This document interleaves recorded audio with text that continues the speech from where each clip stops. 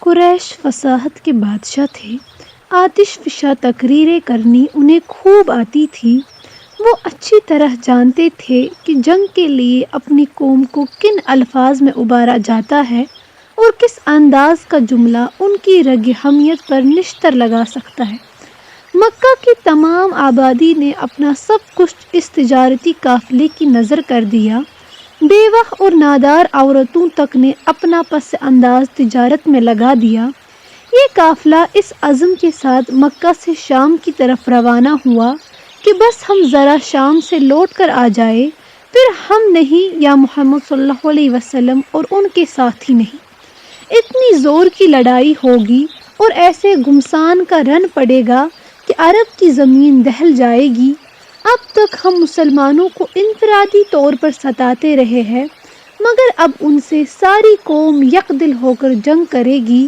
ہماری تلواریں مسلمانوں کو بتا دے گی کہ قریش کی خاندانی عظمت سے کھیلنا مذاق نہیں ہے۔ وہ وقت دور نہیں ہے کہ ابو قحافہ کے بیٹے، خطاب کے فرزند اور ابو طالب کے بیٹوں کی لاشیں زمین پر تڑپتی ہوں گی۔ ان نادان انصار کو بھی اسلام دوستی کا صلہ مل جائے گا۔ بڑے آئے ہمارے دشمنوں کے پناہ دینے والے۔ قریش کا تجارتی قافلہ روانہ ہو چکا تو انہی دنوں میں مکہ میں یہ افواہ پھیل گئی کہ مسلمان کاروان تجارت لوٹنے کے لیے مدینے سے چل دیے ہیں اور کسی منزل پر ہمارے قافلے سے ان کا تصادم ہو جائے گا۔ اس خبر کا مشہور ہونا تھا کہ کفار قریش کے غیظ و غضب کا طوفان جوش میں آ گیا۔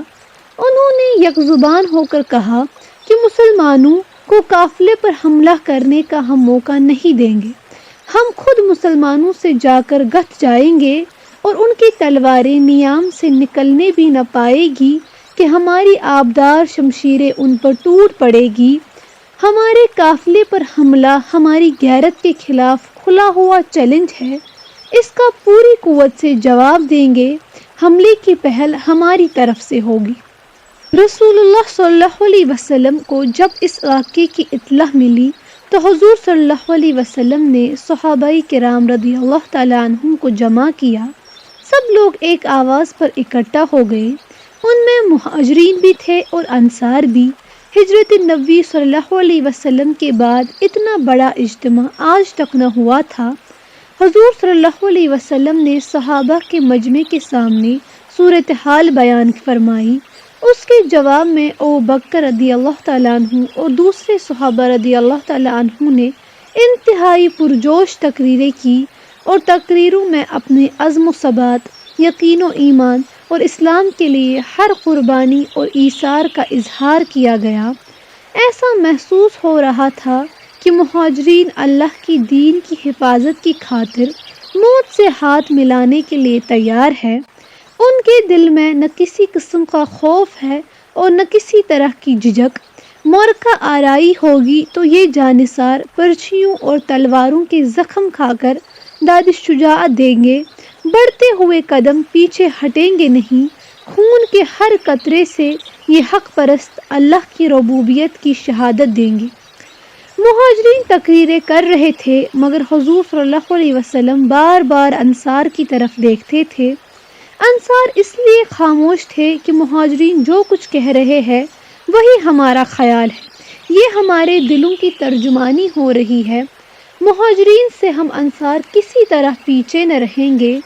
مگر جب انصار نے محسوس کیا کہ سرکار کائنات ان کی زبان سے ان کے ارادوں کا حال سننا چاہتے ہیں تو قبیلہ خزرج کے سردار حضرت سعد بن معاذ کھڑے ہوئے اور انتہائی پرجوش مگر پورے ادب و احترام کے ساتھ عرض کیا، کیا حضور صلی اللہ علیہ وسلم کا اشارہ ہم انصار کی طرف ہے؟ اس خدا کی قسم جس نے حضور صلی اللہ علیہ وسلم کو نبی بنایا ہے، آپ صلی اللہ علیہ وسلم حکم دے تو ہم دریا میں کود پڑے۔ دشمنوں کے مقابلے میں آنا ہمیں گرا نہیں گزرتا۔ ہم انصار میں سے ایک آدمی بھی پیچھے نہ رہے گا۔ حضور صلی اللہ علیہ وسلم جہاں چاہے ہمیں لے چلے۔ سعد بن معاذ تقریر کر چکے تو مقداد کھڑے ہوئے۔ حضور صلی اللہ علیہ وسلم ہم موسیٰ علیہ السلام کی قوم کی طرح ہرگز نہ کہیں گے کہ آپ اور آپ کا خدا جنگ کرے، ہم تو یہاں بیٹھے بیٹھے تماشا دیکھا کریں گے۔ ہم انصار تو حضور صلی اللہ علیہ وسلم کے سامنے آ کر عقب میں جا کر اور دائیں بائیں کھڑے ہو کر لڑیں گے۔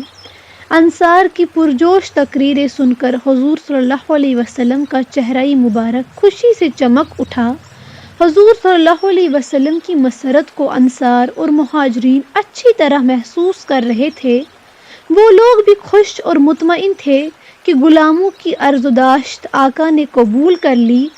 جب انصار جنگ کے لیے حضور صلی اللہ علیہ وسلم سے بیعت کر رہے تھے تو اسد بن زرارہ نے اٹھ کر کہا، ایھا الاخوان، یہ بھی معلوم ہے کہ تم کس چیز پر بیعت کر رہے ہو۔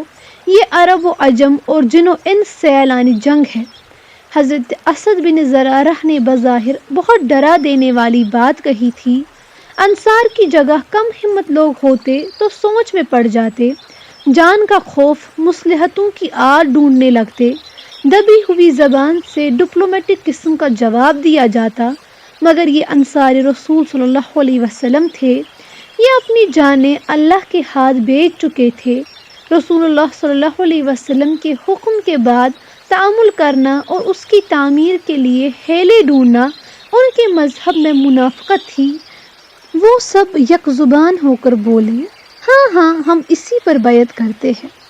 رمضان المبارک کی 12 تاریخ کو حضرت محمد رسول اللہ صلی اللہ علیہ وسلم تقریباً 300 جانصاروں کو ساتھ لے کر مدینے سے روانہ ہوئے۔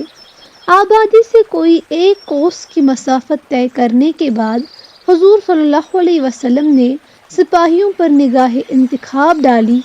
ان میں جن کی چھوٹی عمر تھی ان کو مدینہ لوٹا دیا گیا۔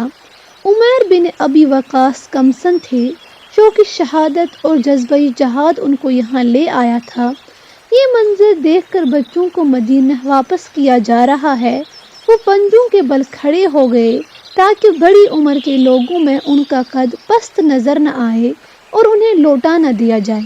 حضور صلی اللہ علیہ وسلم نے ان سے واپس ہونے کے لیے ارشاد فرمایا تو وہ بے ساختہ رو پڑے اور رحمت للعالمین نے انہیں جنگ کے لیے ساتھ چلنے کی اجازت دے دی۔ سعد ان کے بڑے بھائی تھے، انہوں نے جوش میں کمسن بائی کے گلے میں تلوار ڈال دی۔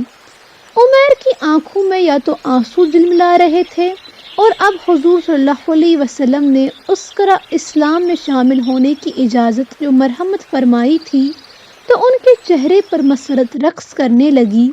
عارض خوشی کے اثر سے گلاب بن گئے، پیشانی پر کہکشاں چمکنے لگی، فرد شوق سے دل اچھلنے لگا۔ جوش ایمانی عمیر کو ابھارتا تھا کہ اسلامی فوج کے اور سب سے کمسن سپاہی اپنی تقدیر پر ناز کر کے تو اس جنگ میں اللہ اور رسول کی طرف سے لڑنے کے لیے جا رہا ہے جو اسلام کا دیباچہ ہے۔ حق و باطل کی اس پہلی معرکہ آرائی میں شرکت تجھے مبارک ہو۔ زندہ رہا تو بھی کامیاب ہوگا اور شہید ہو گیا پھر بھی کامیابی تیرے ساتھ رہے گی۔